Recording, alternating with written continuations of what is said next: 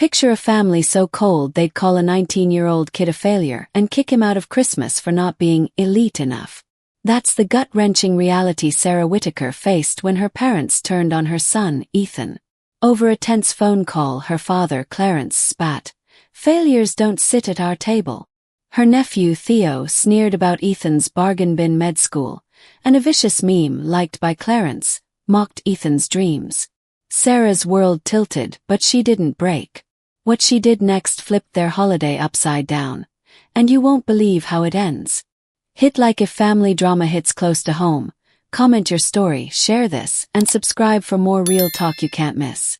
In the glow of a snowy Denver evening, Sarah stood frozen in her kitchen, the phone still warm in her hand.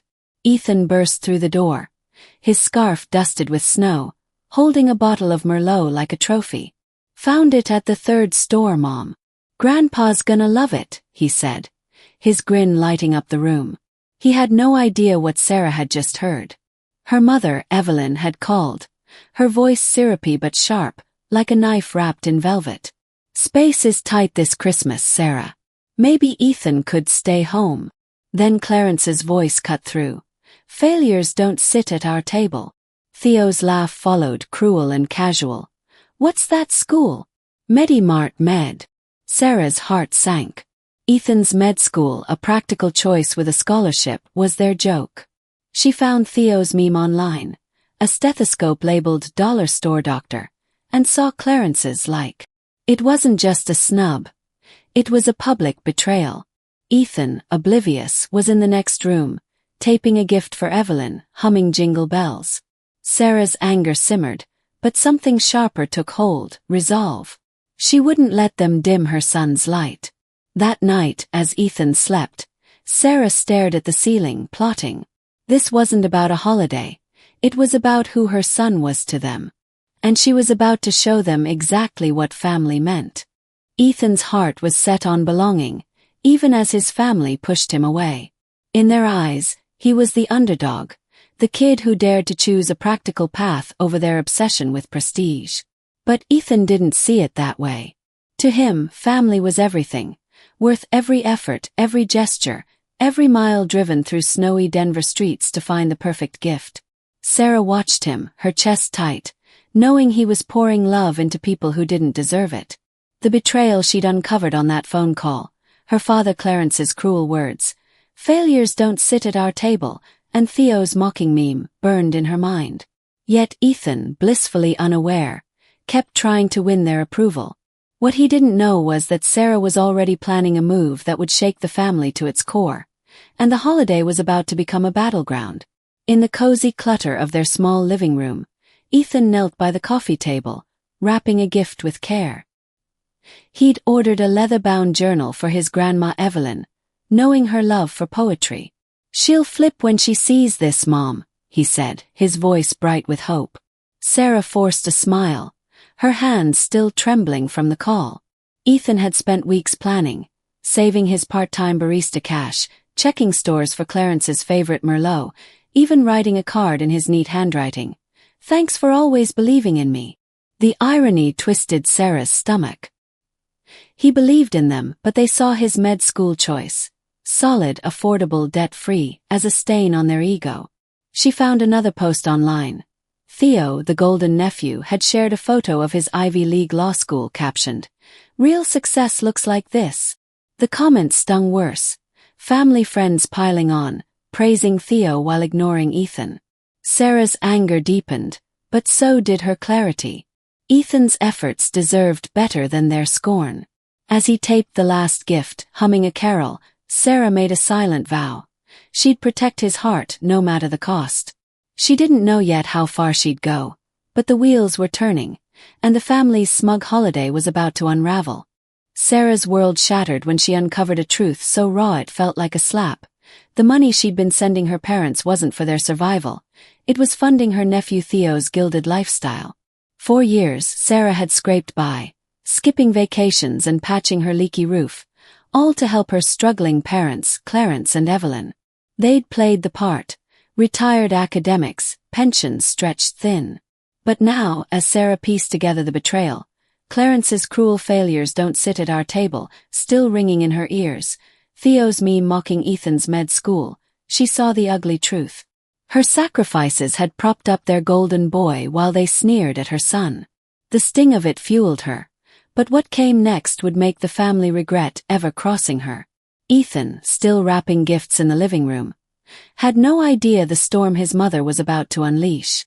Sarah sat at her kitchen table, the glow of her laptop casting shadows. She'd always sent $500 a month. Grocery money, she thought, for Clarence and Evelyn's modest Denver home. But a casual comment from a family friend on a group chat caught her eye. Theo's new car looks sharp.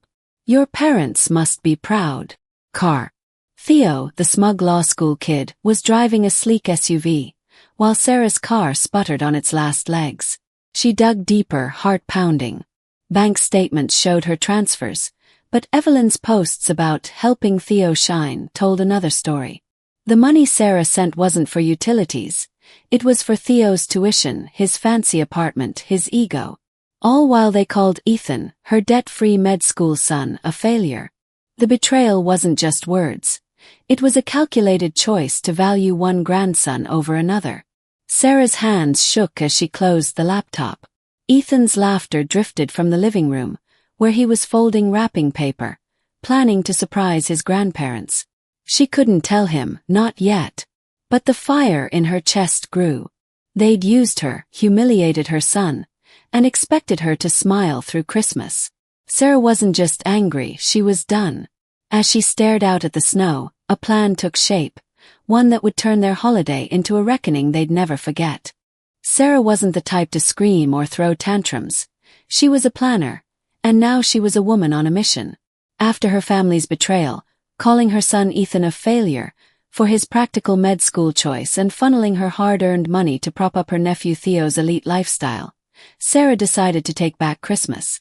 No more playing the dutiful daughter to Clarence and Evelyn's cruel games. She wasn't just going to sit out their holiday. She was going to steal it, guest by guest, and show them what family really meant. Ethan, still humming carols as he wrapped gifts, had no clue his mother was about to turn their Denver home into the heart of a holiday rebellion that would leave her parents' table empty and their egos in ruins. Sarah sat at her dining table, the phone her weapon, her resolve her armor. She pulled up Evelyn's Christmas invite list. 18 names, family friends who'd watched Ethan grow, sent him birthday cards, cheered at his school plays. These weren't just her parents' guests. They were Ethan's extended family. One by one she called them, her voice steady but raw. They uninvited Ethan, she said.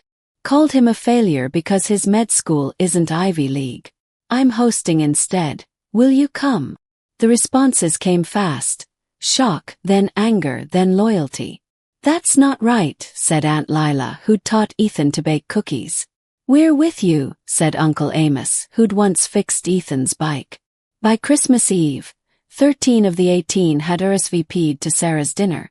Her small house would be packed, her table a fortress of love for Ethan. As she hung up the last call, Ethan walked in, holding a card he'd written for Clarence, his eyes bright with hope. Sarah's heart clenched, she hadn't told him yet. But as she looked at the snow falling outside, she knew this Christmas would be a statement. Ethan was enough, and she'd make sure everyone saw it. Sarah's Christmas dinner was a rebellion wrapped in warmth, a defiant stand against her family's cruelty. After Clarence called her son Ethan a failure, and Evelyn funneled Sarah's money to their golden nephew Theo, Sarah had stolen their holiday guest list, convincing 13 of 18 invitees to join her instead. Her Denver home, modest but glowing with string lights, became a sanctuary for Ethan, who still didn't know his grandparents had rejected him. As Sarah basted the turkey, her heart raced, not with anger but with purpose. This night wasn't just about food. It was about showing Ethan he was loved, valued, and enough. The doorbell rang, and the house filled with laughter, but Sarah knew the real fireworks were yet to come when her parents realized their table was empty. The dining room buzzed as guests arrived, their arms full of wine and desserts, their hugs lingering. Aunt Lila, who'd taught Ethan to whistle, ruffled his hair and said, "Med school? You're gonna save lives, kid." Uncle Amos, who'd cheered at Ethan's soccer games, toasted to his future. The table, crammed with mismatched chairs, groaned under mashed potatoes, green beans, and a turkey Sarah had roasted with fierce precision. Ethan, still unaware of the phone call that had sparked this, laughed at old stories, like the time he'd built a lopsided snowman with Lila's scarf.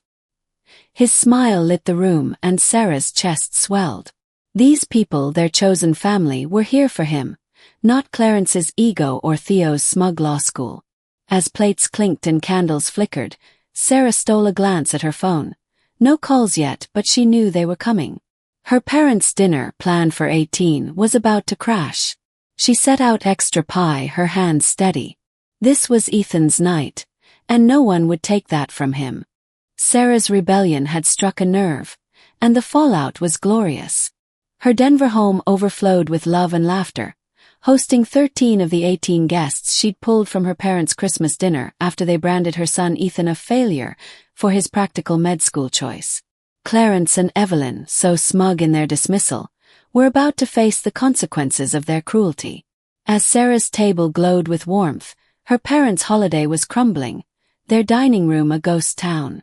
The phone call came right on cue, and Sarah braced herself. She'd turned their betrayal into a triumph for Ethan, but the panic in her mother's voice was about to reveal just how deeply her plan had cut. The holiday was hers now, and the truth was out. As Sarah poured wine for Uncle Amos, her phone buzzed on the counter, the screen lighting up with Evelyn's name. She stepped onto the snowy porch, the warmth of her crowded dining room fading behind her. "What did you do?" Evelyn's voice was sharp, almost shrill. "We cooked for 18, and only 2 showed up." Sarah could hear Clarence muttering in the background. His usual bluster deflated. "Plenty of leftovers then," Sarah said, her tone cool but steady. The silence on the other end was deafening. Evelyn stammered. "You told them we uninvited Ethan, didn't you?" Sarah didn't flinch. "I told them the truth. How you called him a failure because his med school didn't stroke your egos." Inside, Ethan's laughter rang out, mingling with Lila's storytelling. Sarah's heart steadied. He was safe, surrounded by people who saw his worth. Her parents' empty table wasn't just a loss. It was a mirror, reflecting their priorities. Theo, their golden boy, was probably sulking somewhere. His meme about Ethan's school now a forgotten jab. Sarah hung up, the cold air sharp on her skin. She'd won this round, but the real victory was in the next room, where Ethan belonged. Sarah's Christmas victory was only the beginning of her stand. After turning her parents' holiday into a hollow shell, stealing 13 of their 18 guests to celebrate her son Ethan in a warm, defiant Denver dinner, she wasn't done. Clarence and Evelyn had called Ethan a failure for choosing a practical med school, and worse, Sarah had learned her monthly financial support was funneled to their golden nephew, Theo, for his flashy law school life. The betrayal cut deep, but Sarah's next move was deeper, a clean break from their toxic grip. As laughter spilled from her dining room, Sarah made a choice that would shift her life forever. The fallout was coming, and it would hit her family harder than an empty holiday table ever could. In the quiet of her kitchen, the glow of Christmas lights fading as guests said their goodbyes, Sarah opened her banking app. For years, she'd sent $500 a month to Clarence and Evelyn, believing their sob story about tight pensions. She'd skipped new tires, patched her roof, and eaten ramen to keep them afloat. Now, knowing they'd used her money to bankroll Theo's SUV and law school swagger while mocking Ethan, her fingers didn't hesitate. She hit cancel on the recurring transfer. No fanfare, no second thoughts. The screen blinked. Transaction ended. Felt like cutting a chain. Ethan, still clearing plates, caught her eye and smiled, oblivious to the weight of her decision. Sarah's heart steadied. She wasn't just protecting him from their cruelty, she was freeing herself. Clarence and Evelyn would call soon, demanding explanations, maybe apologies. Let them. She'd closed the door on their entitlement, just as she'd filled her home with people who chose Ethan. The snow outside fell heavier, blanketing her resolve. This wasn't revenge, it was liberation, and Sarah was just getting started.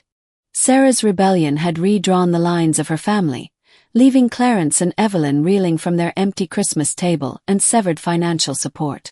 They'd called her son Ethan a failure for choosing a practical med school, propped up their golden nephew Theo with Sarah's hard-earned money, and expected her to swallow their betrayal. But Sarah's stand, hosting a rival Christmas for 13 of their 18 guests, had shifted the tide. Now, 2 years later, the real victory unfolded in the quiet glow of Ethan's success, while Theo's gilded world crumbled. Sarah's heart swelled with pride, but the sting of her family's cruelty lingered, a reminder of the cost of standing tall. What happened next was proof that sometimes, justice writes its own ending.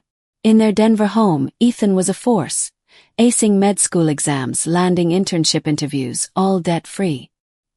His room was a mess of textbooks and sticky notes, but his focus was razor-sharp. Sarah watched him, marveling at the kid who'd once wrapped gifts for grandparents who didn't deserve him. He'd grown stronger, his quiet resilience a rebuke to their scorn. Meanwhile, whispers reached Sarah through a family friend. Theo, the smug law school star, had crashed out. Disciplinary trouble, drunken outbursts, a failed group project, got him expelled from his elite program. Now he was scrambling at a community college, his golden sheen tarnished. Clarence and Evelyn, once so proud, stayed silent, their social media void of Theo's usual boasts. Ethan, unaware of their downfall, kept studying, his future bright. Sarah didn't gloat, she didn't need to. The contrast spoke louder than any meme Theo had posted. Her son was rising, not because of prestige, but because of heart. As she sipped coffee, watching snow dust the windows, Sarah knew she'd made the right call. Ethan was enough, and so was she.